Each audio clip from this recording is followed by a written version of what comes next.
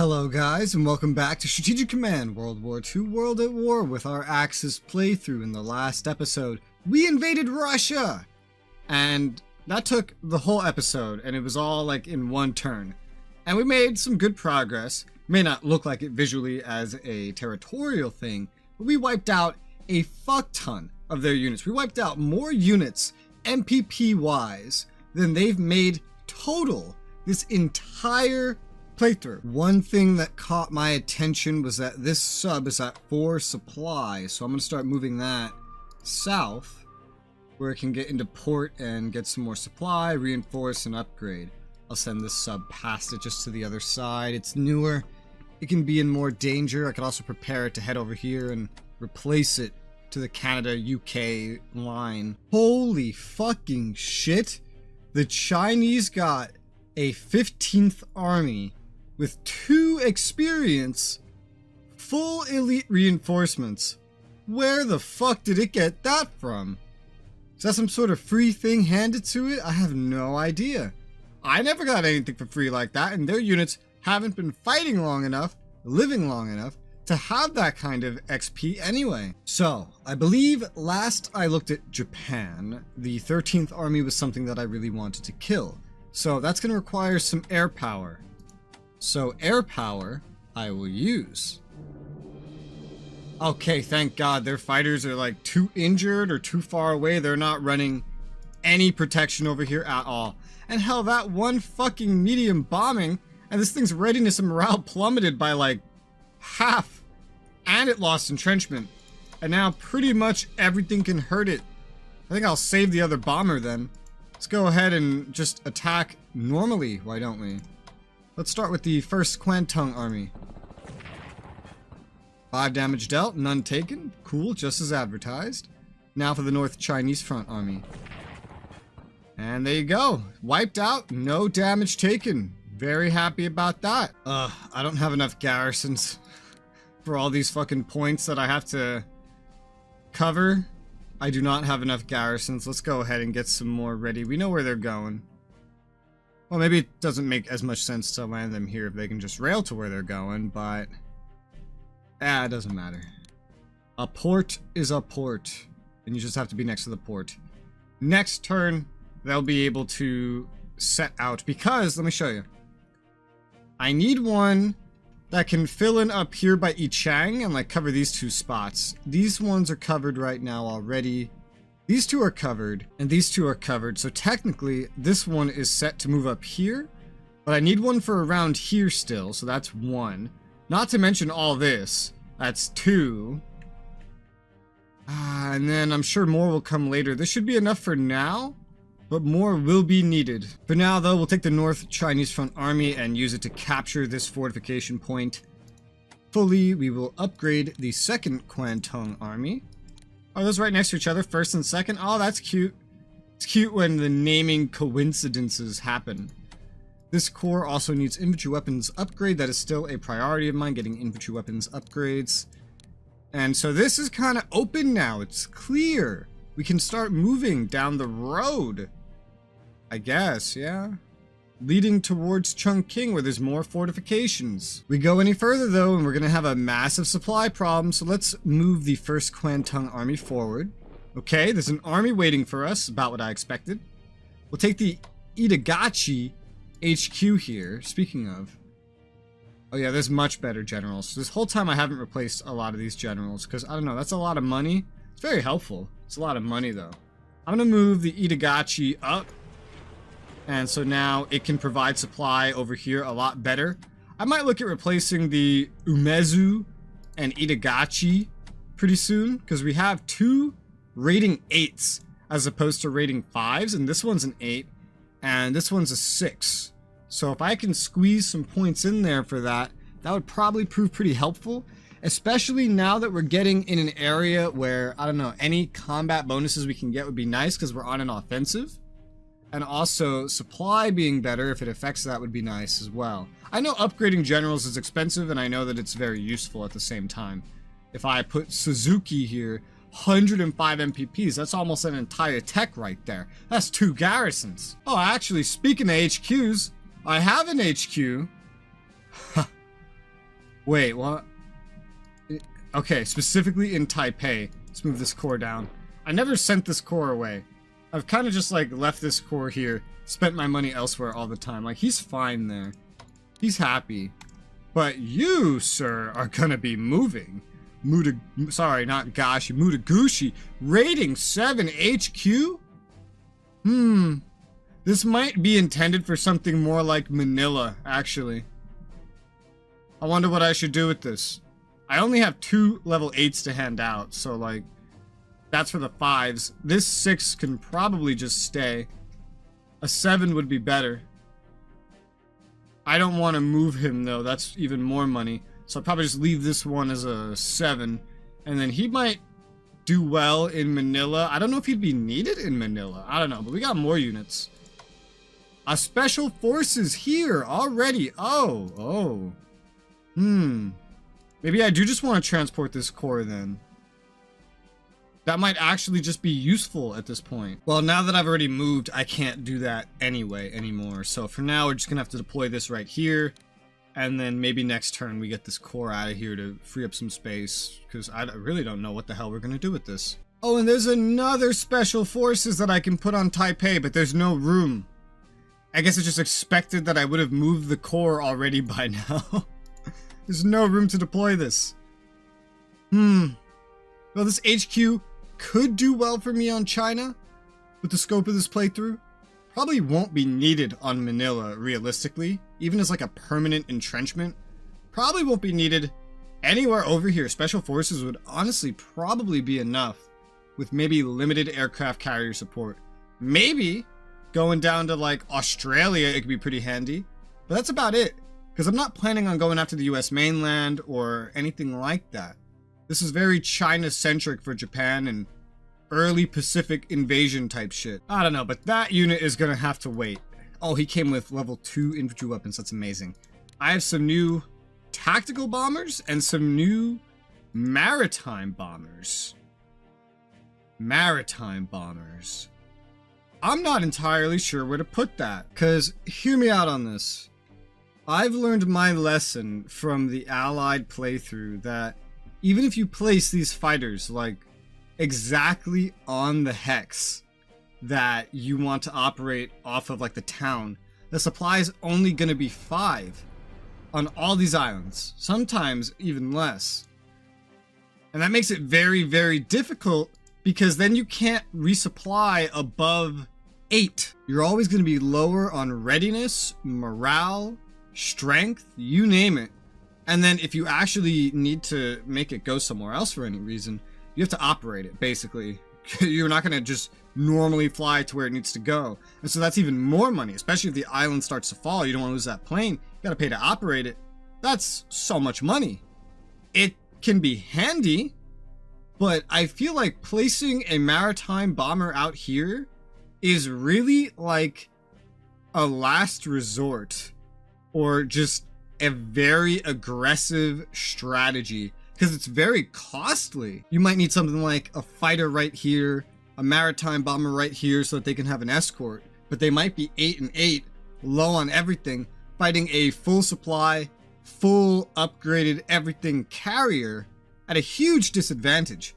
Really, the only way that works out for you is if you find ships that don't have an escort. Yeah, I'm really unsure what to do with maritime bombers as the Axis. Maybe you guys can make some suggestions in the comments, because it would still come in handy because I'm not too far ahead on these videos and there will probably still be a PvP where I'm the Axis. So I'll put it right here at Naha for now because it has to go somewhere. These tactical bombers, I know exactly where they're going. I know exactly where I'm sending these guys. I'll put it over by Pyongyang for now because they'll need to get some upgrades. They'll get over here and assist with the tactical bombing. Meanwhile, let's go back to our bombers over here. I believe we should focus on what we can hurt, which for right now means this thing right here. Because look at this. Look at this. Fuck it. This is going to hurt me if I try to bomb it. Let's go ahead and attack this core. 2 damage dealt. Wow, that's more than we were supposed to deal. The fighter didn't have to do anything. So I've gone ahead and given the fighter some reinforcements. I figure we need to just kill everything weak around here to kind of break through, especially such an elite unit with full entrenchment, I might add. How the hell did this happen? Full entrenchment? 12 strength? I don't know how this fucking happened. I really do not know. But I do know this guy still needs to get well, he could use some elite reinforcements, not that dire. But let's just start with attacking with him. 2 damage dealt, 1 taken. Ooh, that was pretty bad actually. But just gonna keep attacking where I hope we can make progress. 3 damage dealt, none taken. Since the front will be moving up with this HQ and I'll eventually get it a better leader in place, I will just take the 34th Army and we're just gonna move it up. Have it push the line up a little bit farther. That's what I'm thinking right now. I'll swap the 37th Army in here and attack.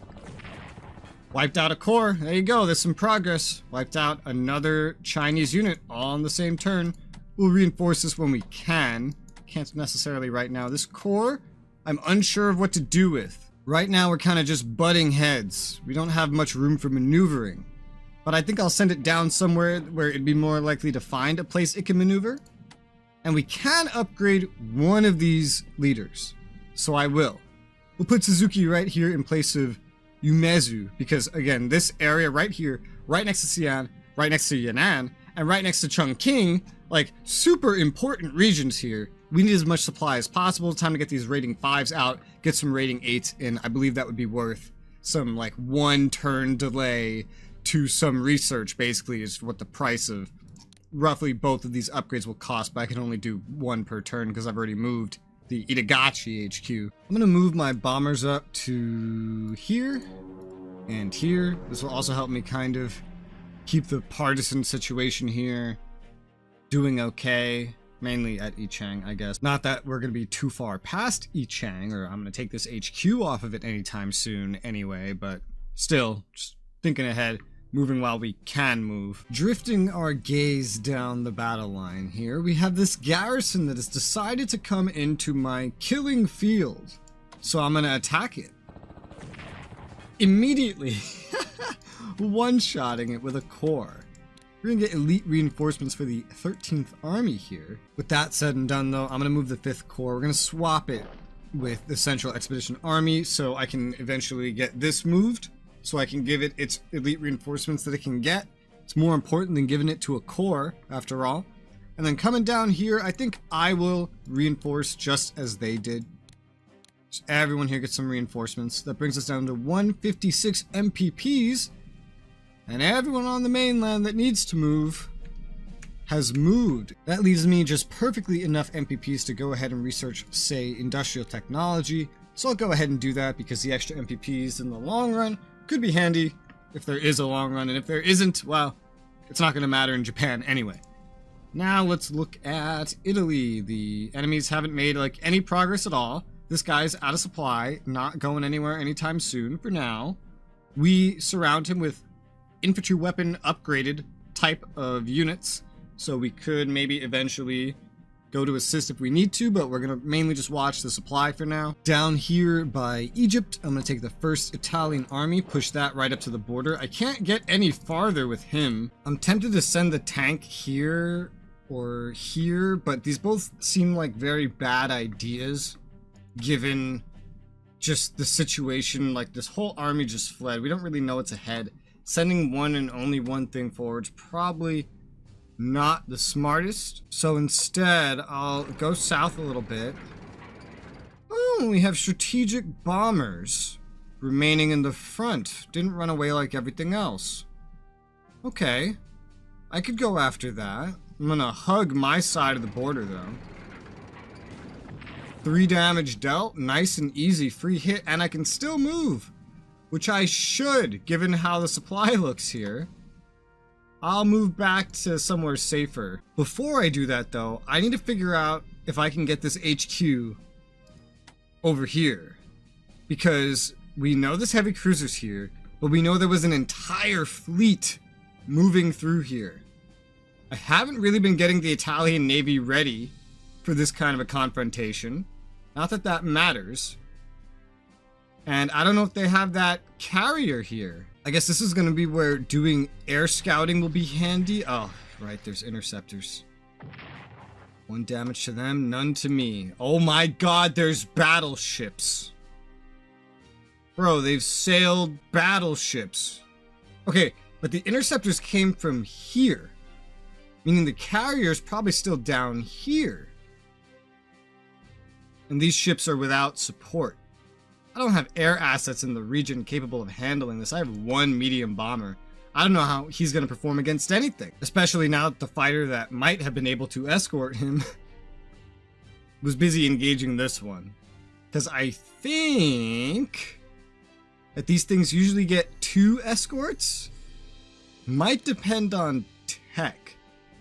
2 strikes, 2 interceptor escorts. But they need an upgrade. An upgrade that I'm not sure if the enemy has, so let's just try it. Okay, they don't.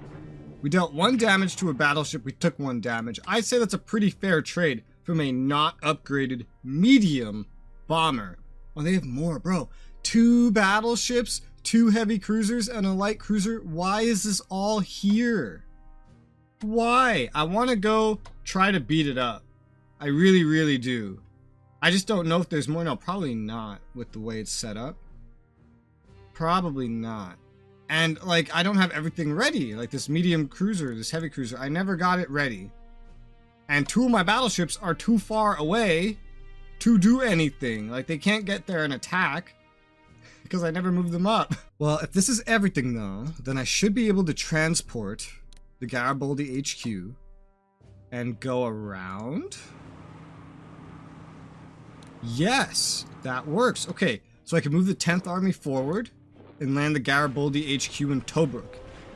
Now, okay, cool. It even shows how the HQ will affect supply in the region.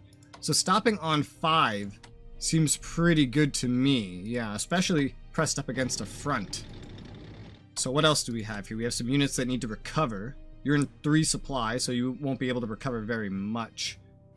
I'm just going to move the Gazoni HQ forward for now. I can't really get it into much better of a location. How many can you support? Are you supporting? 1, 2, 3, 4. Is that your limit? I have no idea, but I'm just going to move him up. And then this garrison will go on Benghazi. You only have 4 supply, really? What's supply going to look like in a turn? This is all going to be pretty good. All right, in that case, the 3rd Corps will go kind of protect this side of these HQs. We want to move these guys up somewhere that they can just fully reinforce and maybe upgrade. Yeah, next turn, which would basically be here and here would work out pretty well. I think I will try to prepare this fleet because chances are I don't think this fleet can get all the way through the Mediterranean this upcoming turn. They could probably get pretty far. I mean, what's the movement point on these battleships? They're the slowest thing, right? Movement point of like maybe 16. So 1, 2, 3, 4, 5, 6, 7, 8, 9, 10, 11, 12, 13, 14, 15, 16. Yeah, we're talking somewhere around here. That's perfect. Okay, so then all I need to do is take the Cavour here, for example, and send that over to Naples. Full movement. And the Césaire, and send that to Palermo, Sicily. And then reinforce the Pola heavy cruiser to max. That leaves me 179 MPPs that I will use to increase my infantry weapons research level to max. 4 MPPs remaining, nothing else to really do with that. I'll take the core on Larissa, the 1st Corps. I'll move that to Athens, get it ready to also head down here because it's like the last real unit that I can really spare. And then that's pretty much everything with Japan and with Italy. For Germany, I think getting Advanced Tanks 3 researching is pretty important to do as soon as possible. So I'm going to get started on that right now. It leaves me 232 more MPPs remaining to put into other things. For example, I'm going to say probably Turkey would be a good priority for this. Getting them more up to snuff so that they can rail in, maybe assist over here, or get ready for anything that might happen around Iraq and Iran. Primarily, at least a small strike force that's already kind of at the upgradable point anyway. For example, these two armies, the 1st and 2nd Army. Yeah, the corps are all like half dead, except for this 5th Corps. So let's go ahead and do that. 1st Army, infantry weapons, anti-air. 2nd Army, weapons, anti-air. That's like 100 MPPs right there. Let's see. The HQ is very important. So even though it can only go +3 by this turn, I'm gonna do it anyway. So another 50 MPPs, 51. It's in 7 supply, so it can go up to 10. It's just limited in its total reinforcement per turn, it seems. So also go ahead and upgrade the 1st fighters with advanced fighters, 31 MPPs. That's 56 remaining. I might be able to get this corps too. These 2 corps are gonna be more complicated, but we'll get to them eventually. 28 MPPs because this is a corps. Okay. That's not bad. Then I can afford to reinforce this one fully, not this one. So I'll just leave it as is right now, because assuming it's on somewhere that makes enough supply, which it does seem to be, value strength doesn't say anything about supply production, but it's on a port that has 8, so either way, Ankara is just a little trip down the road in case it needs any extra supply. And then I believe that that is everything that there is to really do. This is a very long turn. So how's about we go and hit end turn and see how the Soviets and everyone respond to my actions. People of the Soviet Union fear war with Germany. Yeah, they should. They should. They're about to lose an entire generation of males. That's assuming they win. Arctic convoys, yeah, started. I need to counter those at some point soon, I suppose. Spanish phalangists attacked the British embassy in Madrid. Phalangists? Japan tech. Okay. Whew. Look at all those MPPs. Swear to God, this number just keeps going up. The more we take over is Germany. Chinese national morale is boosted by the arrival of Soviet supplies. Oh. Oh yeah, I guess because the Soviets do have an option to send China supplies, at least a little bit. I think I remember that from my playthrough as them. Oh, hello! The one I was retreating, of course. Oh, he ran into my sub with my destroyer with the sub, and then attacked me? Okay. Or I attacked it. I don't know, I just saw a minefield person, maybe an engineer, move up in China. A lot of things are trying to retreat in the Soviet Union, and a lot of things are also moving towards the front lines. Oh, they're moving up on the Finnish front. That southern Ukraine area looked pretty dense. Oh, yeah. And then up top in the Baltics, the center seems to be, like, abandoned in comparison. Seems to be some reinforcing and or upgrading happening based on the fact that the thing at Wilno just went like its turn was used. I'm guessing something like that happened. Oh, another one. Yay. Stop attacking my submarines. Why? Why are you like this? Oh, another one. Oh, yay. Oh, we dealt damage and we took none. Okay, well, at least we're winning. At least we're winning. What? You're bombarding? You're not even coming towards me? You're bombarding.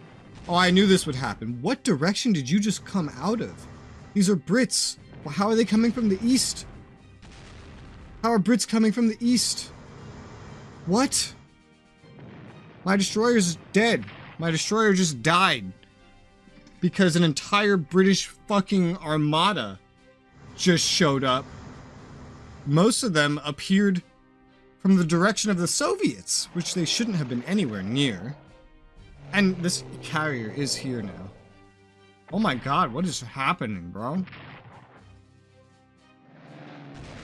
I can't... Oh, whoa, what the hell? That said minus 255. I don't know what the fuck's happening, but they keep going crazy with this. How can you do so many attacks? What is this? Failed attack. Oh god. Okay, well, I lost a destroyer. That's one of the only things I've lost all game. 2 of the things I've lost were naval and 1 was a garrison, and that sums up my losses. This upgraded tank is in the middle of the desert now. Another South African just pushing up.